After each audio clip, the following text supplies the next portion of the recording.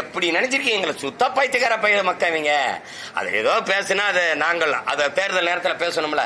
கச்சத்தீவை மீட்பிற்கு தீர்மானம், மாநில தன்னாட்சிக்கு தீர்மானம், அது நீட்டு தேர்வுக்கு எதிரான தீர்மானம் படிக்கணும்ல. அதையும் கூட அப்படி மனசுல இருந்து சொல்ல தெரியாது, பார்த்தா படிக்கணும். நீங்க போட்ட தீர்மானம் தாங்க அப்படி நெஞ்சில வச்சு சொல்லுங்க. அது எப்படி? ஒரு தலைவனுக்கு உள்ளத்திலிருந்து வரணும் வார்த்தைகள். மக்களின் பிரச்சனை மனசிலிருந்து வரணும். உதட்டில இருந்து வந்து மக்களுக்கு என்ன பிரச்சனைன்னு பார்த்து படிக்கிற எப்படி தலைவனா இருக்க முடியும்?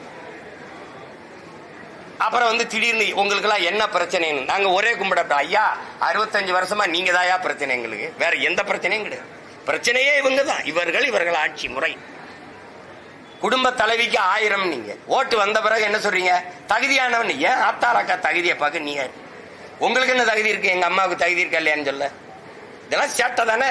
அப்ப வாக்கு கேட்கும் போது சொல்லியிருக்கணும், தகுதியான குடும்ப தலைவிக்கு 1000 ரூபாய் கொடுக்குறோம். போயான்ட்டு போயிருப்பாங்க. எல்லாமே ஏமாற்று, எல்லாமே ஏமாற்று. இப்ப திடீர்னு தேர்தல் வரும்போது ஏன் இந்த பாசம் வருது? அதான் திரும்ப திரும்ப சொல்றேன்ல. தனியா போடுவான், பொம்பளையில பிடிச்சி காய் பிடிச்சி சரவை பண்ணுவான், தாலியை தோடு தொங்கட்டான அத்துட்டு போவான், ராத்திரில ஆடு மாடுல திருடிப்பான், எல்லா சல்வாரித்தனமும் ஒருத்தன் பண்ணுவான். நான் கோயில்ல நாங்க மாரியம்மாவுக்கு முளைப்பாரி போட்டு காப்பு கட்டும் போது அவனும் மாலையை போட்டுருவான், அவனும் காப்பை கட்டிக்கிடுவான்.